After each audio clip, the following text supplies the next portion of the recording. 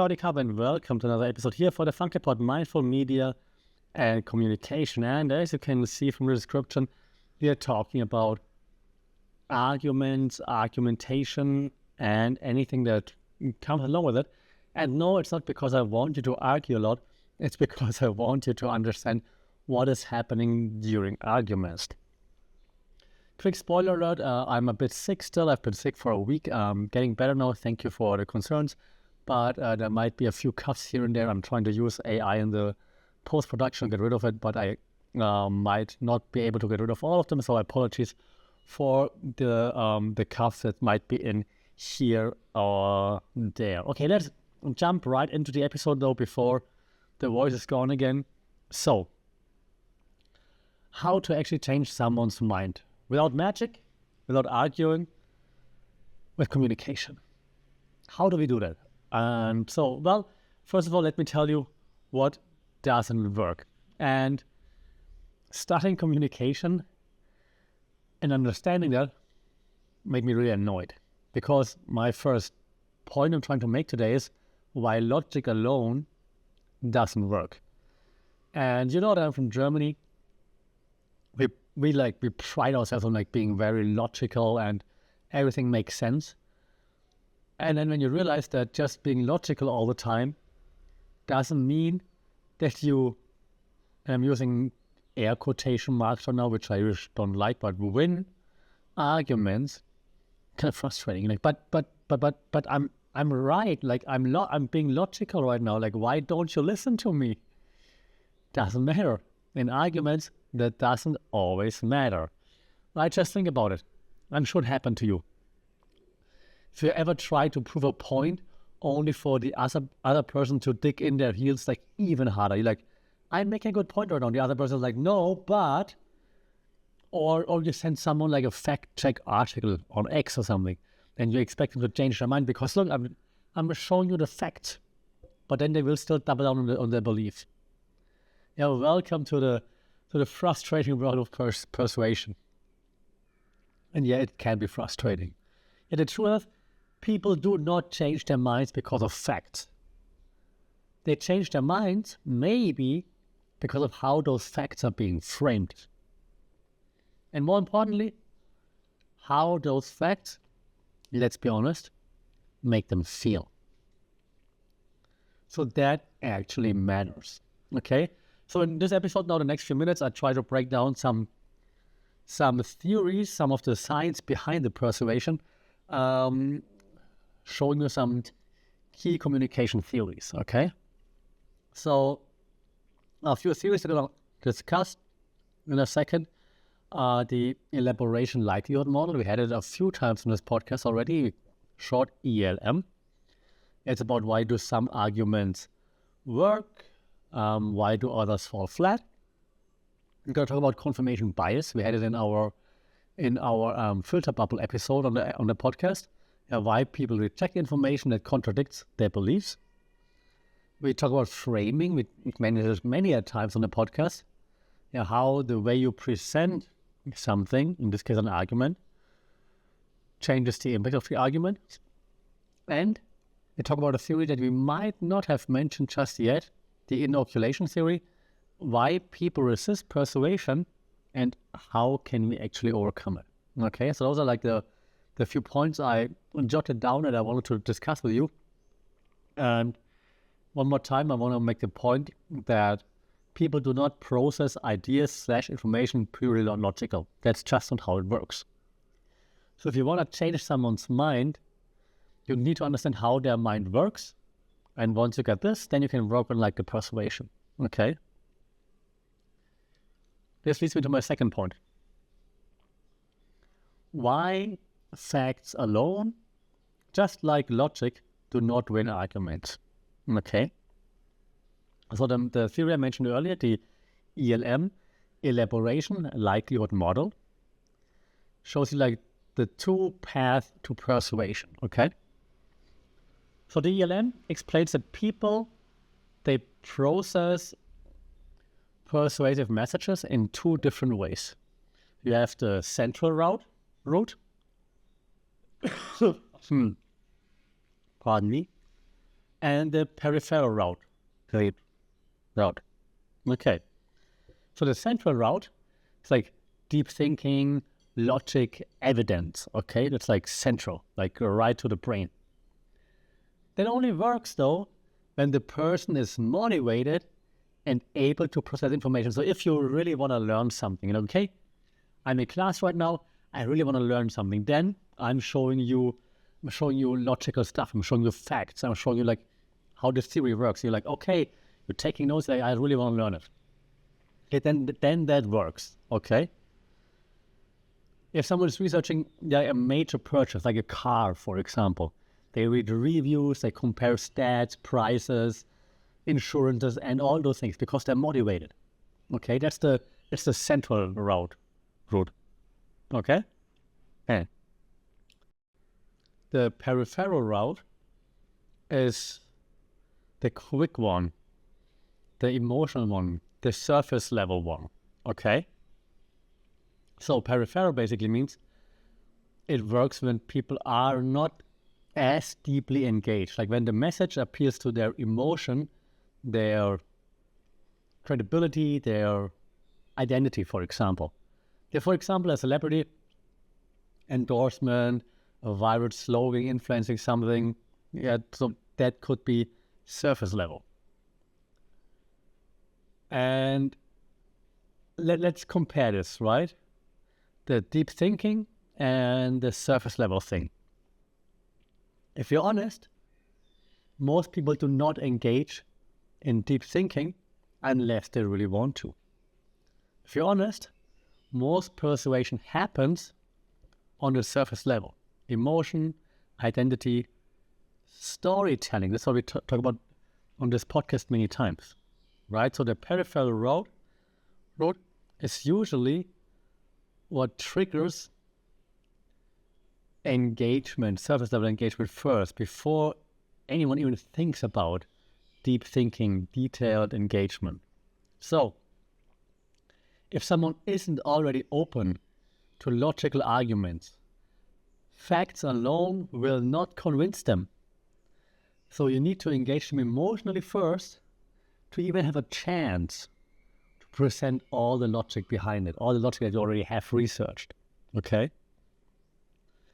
So emotional connection first, and then eventually, hopefully, they're opening up so that you can then present all the evidence that you have.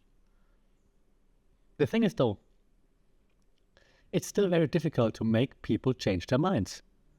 And the question is like, why? Why do people resist changing their minds, right? And that leads me to the next theory I mentioned in the intro, confirmation bias. And that concept explains why people selectively accept information that confirms what they already believe, while then, of course, rejecting anything that contradicts it. Why, right? Well, let me give you examples. A conspiracy theorist sees 10 articles that debunk their belief, but focuses on that one sketchy blog post by Alex Jones, pardon me, that supports it, okay? For those listening, I'm taking a sip of water, 1 second. Apologies, the voice was gone. Okay, so another example, a hardcore sports fan refuses to believe that their favorite player cheated. And despite overwhelming evidence, no, he, she, it, they, them would never use steroids, no, never, or EPO or whatever, right? Yeah, no. So you try to focus on what confirms your bias, but you actively ignore everything that's against your bias. Why? Well, because changing your mind feels like you're admitting that you were wrong. Being wrong is uncomfortable. And for some reason, beliefs become part of our identity. So if we challenge our beliefs, or someone challenges our belief, it feels like a personal attack. You're like, you're attacking me? Why? What did I do to you right now? Okay, so those are two of the main reasons why people, why we resist to change our minds.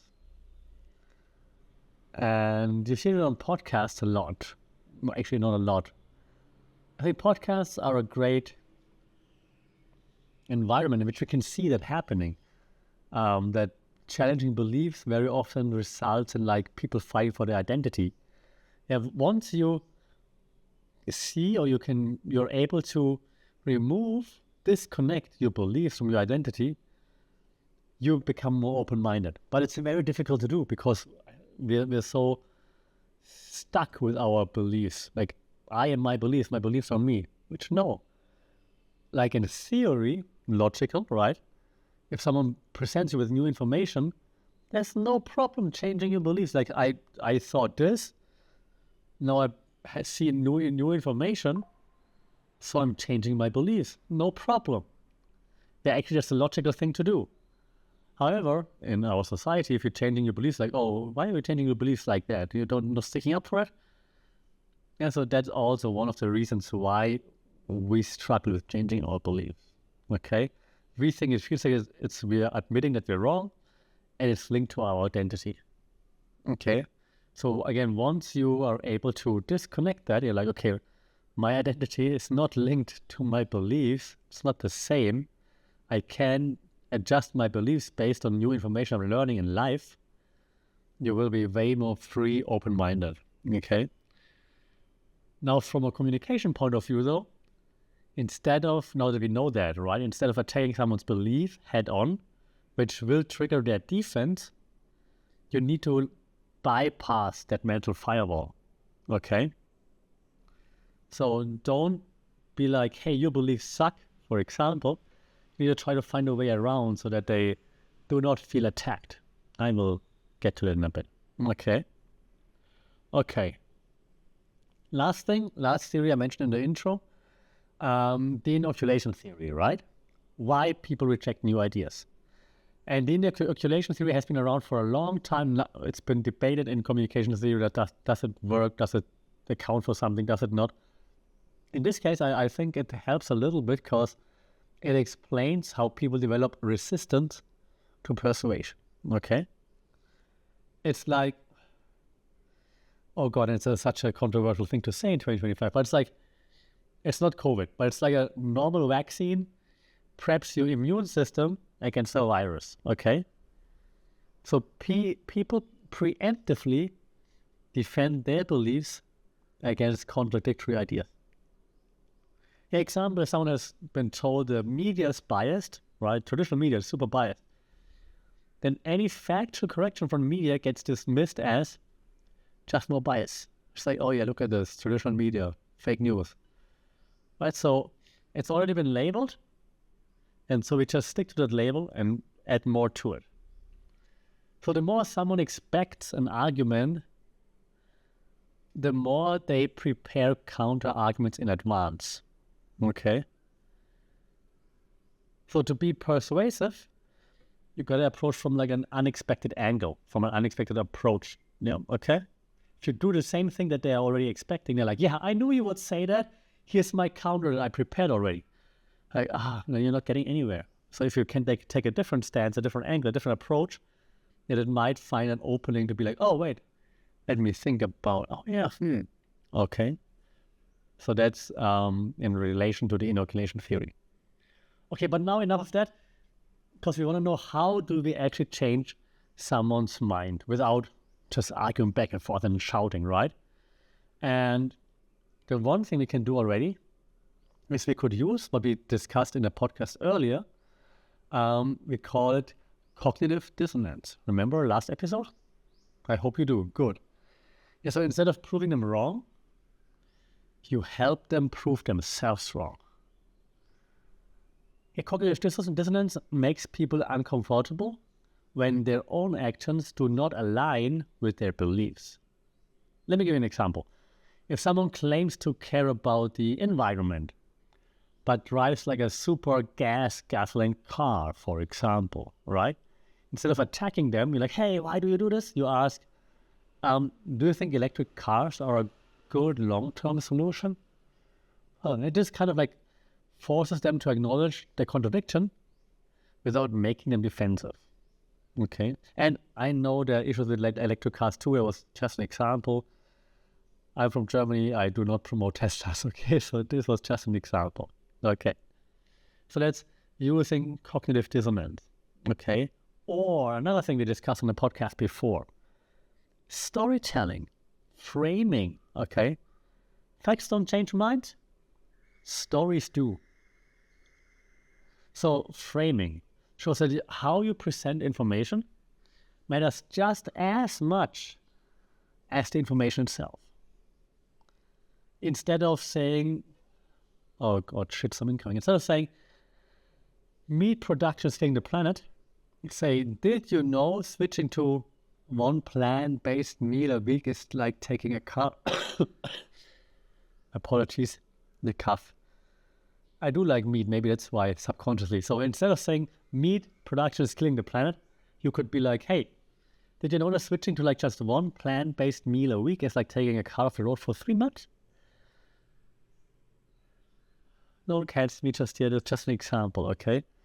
So this reframed version is much easier to accept. And it gives you like an actionable step, yeah, for the audience listening.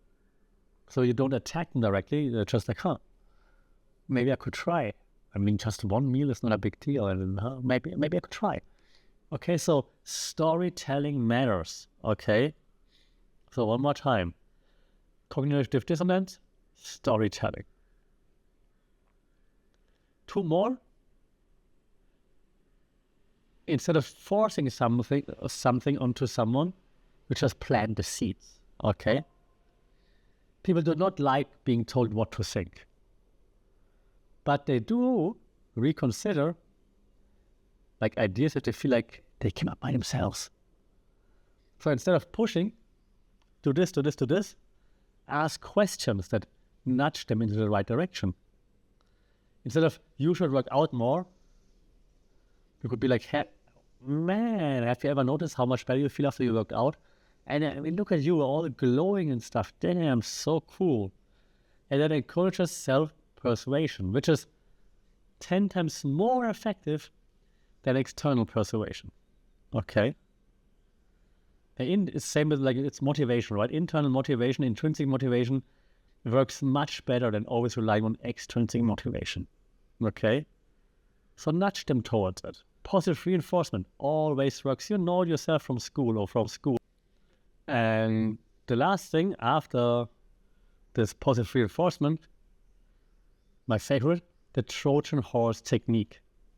Agree first, then redirect a little bit. Yeah, people always resist arguments that just feel oppositional. Like, I feel you're against it already. So I'm like already confrontational, right? Bobbing, weaving, touching your points just to get back at you. But if you start by agreeing on something, people are more likely to listen to what comes next. Yeah, that's the typical like yes and strategy, right? Yeah. For example, if someone believes social media censorship is bad, but you want to discuss misinformation, you could start, yeah, so I get why people don't trust platforms controlling speech, but what do you think happens when false information spreads unchecked? Yeah, this lowers the defense already before introducing this new idea that you actually want to discuss. Yeah, you're not saying not having censorship is terrible. Example, not saying I'm pro-censorship. Example, you're saying, yeah, I get why people don't trust platforms controlling speech. However, what do you think happens if there's lots of false information out there? What could be done? Yes, and then you can actually still talk about this topic. Okay. So, takeaway. So much arguing with you and trying not to cuff right now. So, what do we take away from this? We take away, don't argue, right? Reframe, ask, plant ideas. You cannot change someone's mind by just brute force.